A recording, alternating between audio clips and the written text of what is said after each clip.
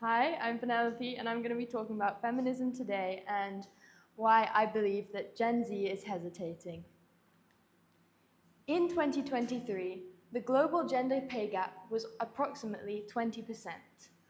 On average, women would make 20% less money than their male counterparts working the same jobs.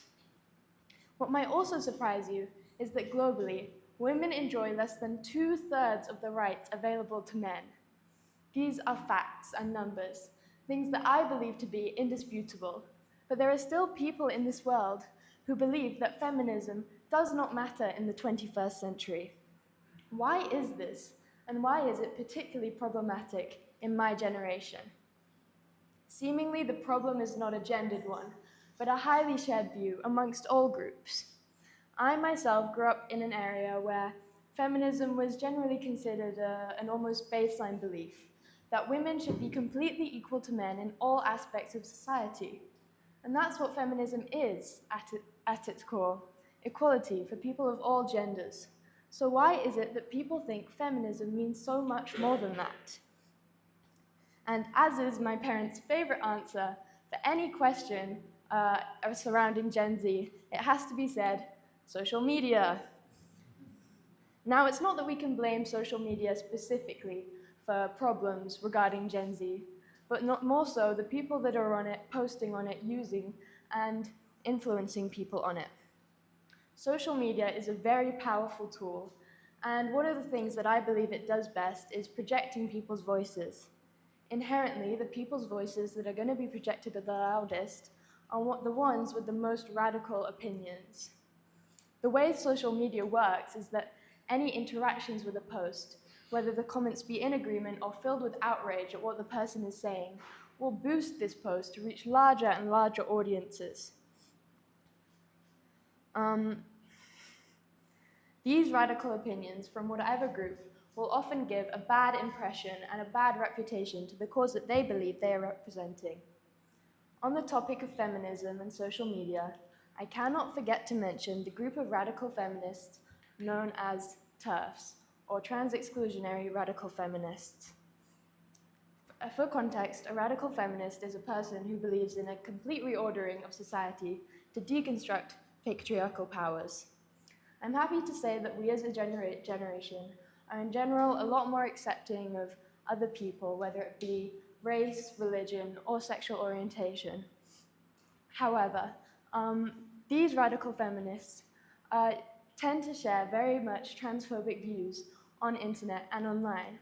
Lots of young people will see these, for the large part of young people who do believe in trans rights, they will see these transphobic ideas being projected into the social media and see these women who present themselves as feminists and believe that this is what feminism is, rather than seeing what it is at its base, at its core, which is equality. Another belief that I hold strongly about the modern day is that misogyny, blatant misogyny, has become a lot more normalized, and this can be attributed slightly to a rise in the so-called alpha male podcaster. No matter what platform I'm on, be it TikTok or YouTube or Instagram, I cannot seem to get away from the constant bombardment of clips of these podcasters berating female sex workers or talking about how a woman's place is to serve her partner.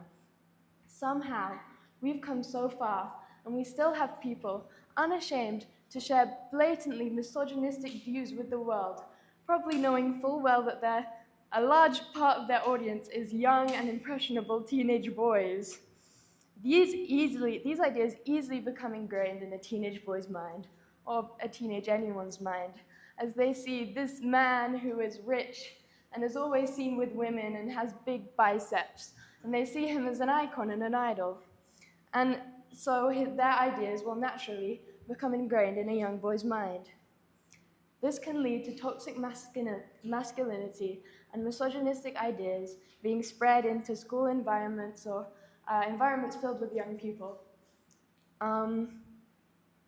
which are filled with even more easily influenceable young people. Misogyny was rejected as a hate crime by the UK Parliament in 2022. Although this law being implemented could help many people on accounts of gender-based violence and other such hate speech crimes, there were still people arguing that misogyny being counted as a hate crime would cause more harm than good. I'm sure a lot of people were thinking, we have equality, at least in the West, so why should feminism still be so important? And that is my third and final point. I don't think we're exposed to enough sexism in the world.